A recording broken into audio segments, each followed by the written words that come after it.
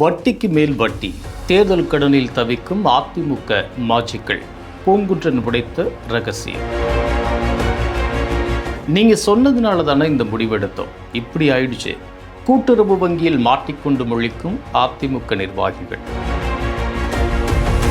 சட்டமன்றத்தில் அமைச்சர் ஆனந்த் சொன்ன வார்த்தை, தாவிக்க எம்எல்ஏக்கள் டென்ஷனில் இருப்பது ஏன்? லஞ்சத்திற்கு எதிராக வசனம் பேசும் விஜய், அதிகாரிகளோடு ரகசிய டீல் செய்து கமிஷன் அடிக்கும் கட்சி நிர்வாகிகள். இந்த அனைத்து சீக்கிரட்டையும் தான் இன்னைக்கு நம்ம மிஸ்டர் நிறையால பார்க்க போறோம். வணக்கம், இது ஐஎன்டி பயம்.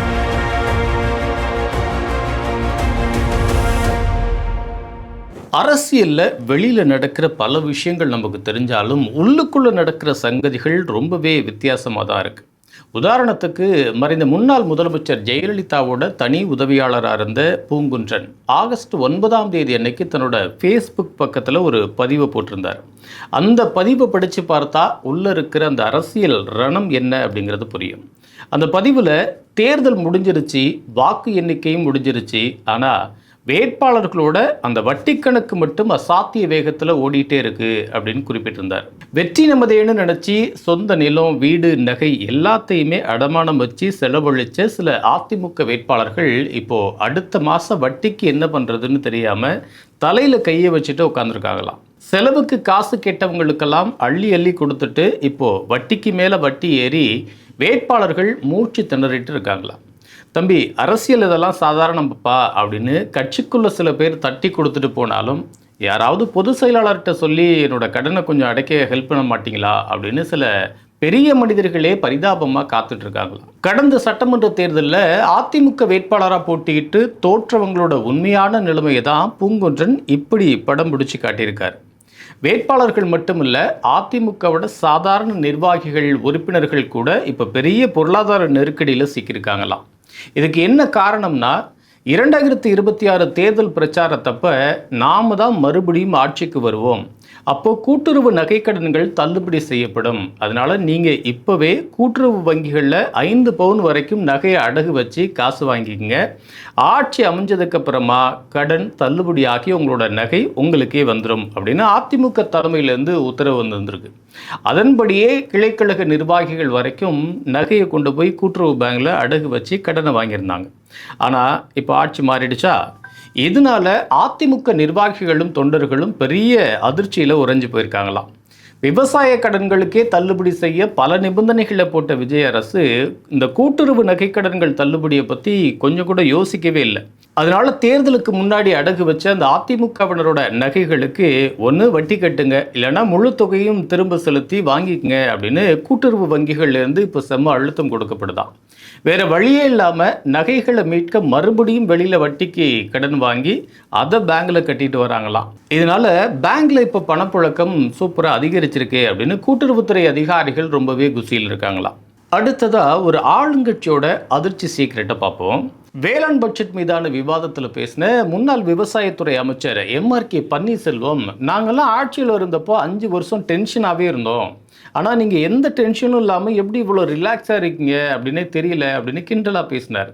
மக்களுடைய பிரச்சனை, நீங்களாம் ரிலாக்ஸாக இருக்கீங்க, அதான் ஆச்சரியமாக இருக்கு. எங்களுக்கு ரிலாக்ஸாக இருக்கீங்க, நீங்களாம் ரிலாக்ஸாக இருக்கிய, நாங்களாம் டென்ஷனாக இருந்தால் இந்த ஐஏஎஸ் இருக்கிட்ட, மேடையில் இருக்கின்ற, இங்கே மக்கள் இருக்கின்ற அதிகாரிகள்லாம் டென்ஷனாக இருப்பாங்க.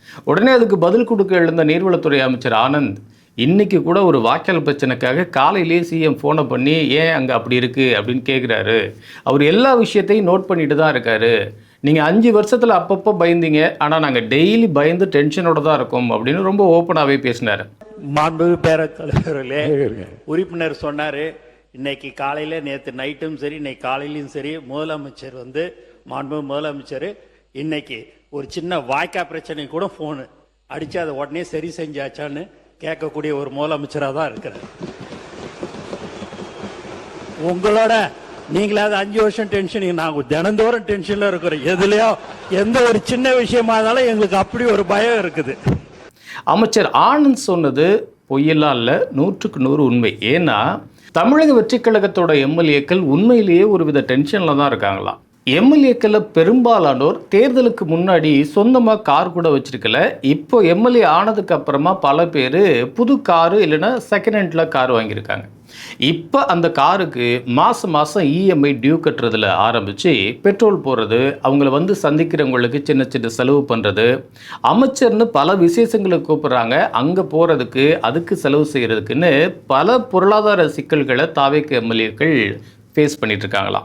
இந்த பொருளாதார பிரச்சனைகளை ஃபேஸ் பண்ண முடியாமல் ஒவ்வொரு எம்எல்ஏவும் அவங்க பகுதியில் இருக்கிற அதிகாரிகளை கான்டாக்ட் பண்ணி வெளியில் சொல்ல முடியாத சூழ்நிலையில் இருக்கோம், நீங்களே குறிப்பிட்ட பர்சன்டேஜ் கமிஷனாக வாங்கிக்கங்க, அதில் எனக்கும் இவ்வளவு ஷேர்னு கொடுத்துருங்க, இது எக்காரணத்தை கொண்டும் வெளியில் வந்துடக்கூடாது அப்படின்னு ரொம்பவே டீசெண்டாக ரகசியமாக டீல் பேசிட்டு வராங்களாம். அதிகாரிகளுமே ஆக நம்ம இதை தானே எதிர்பார்த்து வெயிட் பண்ணிட்டு இருந்தோம் அப்படிங்கிற மாதிரி எம்எல்ஏக்களுக்கும் சேர்த்து இப்போ லஞ்ச வசூலில் இறங்கிட்டாங்களாம்.